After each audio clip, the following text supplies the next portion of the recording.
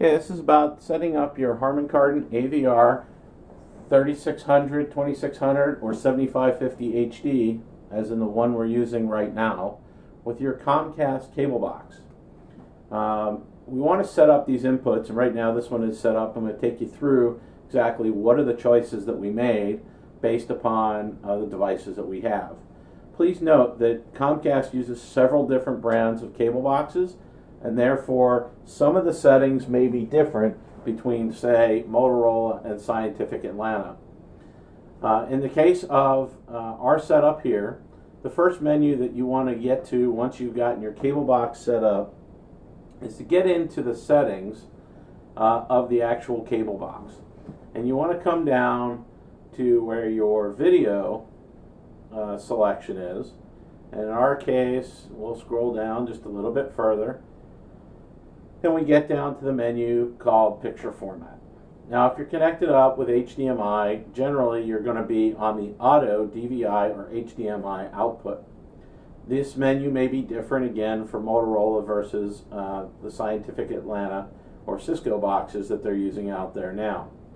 They have four selections. One is fixed, which means that the output of the box is fixed at a certain output. Up conversion 1 or 2, upconvert 1 upconverts the signal that's coming in up to 1080i, and upconvert 2 is to 720p.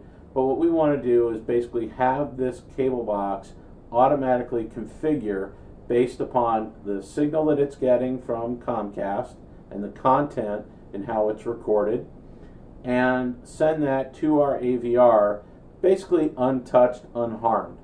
And the AVR will then do any kind of scaling, any color correction, or anything like that for it. So we'll leave it on auto DVI, HDMI, and this will allow the cable box to speak directly to the AVR and the AVR directly to the projector so that everything runs smoothly.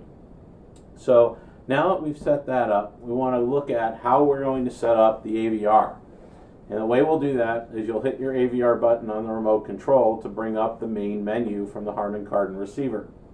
The next area we'll go to is to the Setup Source menu and key over and select on the right hand side our cable/satellite input. We'll click on that, and that will bring up the setup page for that particular device. In this case, we're going to skip the audio effects and video modes and surround modes for the last process that we'll deal with. The first one that you'll want to deal with out of the box is to tell the receiver where to look. This receiver has 4 HDMI inputs, and in this case we're using HDMI 1, and just because it was logical for me to set up, because this is the most widely used device in the system. So we chose HDMI 1. As you notice on the right side, has a list of the inputs that are dedicated for video on the back of the AVR. So choose the one that you've connected up, HDMI, or if you're using component or S-Video because your system doesn't have HDMI, select that appropriate input. So we'll use HDMI 1, and it'll automatically put HDMI 1 for audio since it's communicating with the receiver and there's audio there. So the next step is to choose what the resolution will be to your display device, whether it be a flat panel TV, a small desktop TV, or whether or not, in this case, a big 1080p projector. So our projector works best when it sees a 1080p 60 hertz signal. So that's what we're going to choose. We could choose some other levels and downscale it if we wanted to, but there's really no reason to do that. So it's just telling me on the right side is that the projector is telling the receiver that I can handle 480p, 720p, 1080i, or 1080p. We're going to choose the highest resolution for the best possible picture quality. On the bottom of this, the next line down, there's an indicator, and in this particular case, our source device is sending us a signal at 1080i, 60 hertz, because that's what's done at the broadcast side. So again, we're not scaling it up inside the box. We're just taking whatever that channel is giving to us at the moment. You will notice that when you select different channels on your cable box or your satellite box, is that you may get different resolutions. For example, some of the football games are shot in 720p. Okay, it's not necessarily a bad thing. It's another format of high definition, but what will happen there is that if you were to look at this resolution from source for that channel, it would say 720p, and then the receiver will scale it out to the projector at 1080p. The HDMI bypass is a function that we put inside the receiver that allows us to completely bypass the internal scaling device on the receiver. Now, that scaling device is what's giving us this on-screen menu system over top of our picture, so while we make changes, we can see the effects of the changes that we make. So, for example, if you were doing, let's say, a computer has many different types of resolutions, some that are not standard to television, but the projector would do some scaling accordingly. So you would turn that on maybe for a computer. I haven't had a need to bypass the internal scaling. Everything works really well for me and the setup that I have. All you need to do is keep this in mind, because there are some products out there, some projectors, a lot of different TVs, although rare now, that have problems with different scalers, and it's just the fact that the technology for HDMI has kind of evolved over a long period of time, and you may have some products that are in your system that are a little bit older, maybe a little bit newer, and therefore might require just a straight to the source, from source to sync or source to display. You may need that to be turned on. Here in the change name section, if we click on this, we can add characters so that when you look at the front end of the receiver, instead of it saying cable/satellite, it'll say whatever name that you give it. The next function in this menu is the adjustment for lip sync. So as an example, if you're finding that on a particular device, not necessarily a particular channel, but a particular device, that you're having an issue where the audio and video don't mesh, then you can dial in some additional delay. You'll see this bottom box down at the bottom, and I can take it up if I need to, or I can bring it back down to 0. I have not had a need for this personally in my system. However, there are indications out there that there are certain products that may benefit from using some additional lip sync. Again, it generally has a lot to do with older products and newer products combined into a system where they're not necessarily all up to date. The next level is on the 7550 is the ability to adjust the source level for this particular input. And in another video, you'll see me talking kind of about the need to make adjustments or not make adjustments. In my case, my reference pieces generally are all about the same level. So, you know, if we had, let's say, this cable box wasn't giving me strong enough audio so that when I was at, let's say, negative 20 dB on the volume control, that this was somehow lower in volume, I could then make an adjustment, give myself a couple dB of increase on this particular input, and then they would be matched accordingly.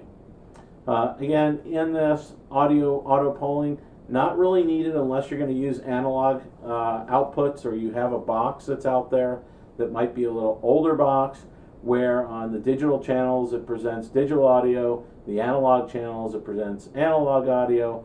But as of this month in January, I believe Comcast, I'm not sure if it's nationwide, but they're moving to deliver all their channels digitally and through digital pipes. So the need for auto polling was needed many years ago, and it's just kind of a continued function within AVRs today. Particularly has to do with zone 2 audio. So if I was distributing audio or video, in this case on this receiver, out to another room in the house, that does require me to send analog audio for each of those devices. So that will benefit everybody. In this case, I'm not triggering any additional amplifiers, but in the day of trying to conserve energy, Harman Kardon on the 7550 HD has provided some triggers so that you can trigger different products. So for example, your subwoofer might have a trigger to turn it on so it's not draining electricity in your house every day when you're not using the system. This would then turn that subwoofer on out of standby or whatever, so that you have power only when you need it. You could use this with things like Monster Cable's power centers that have 12-volt triggers in them. You could use it with additional amplifiers, or if you're doing a drop-down screen, anything that you need to trigger on when the AVR is on.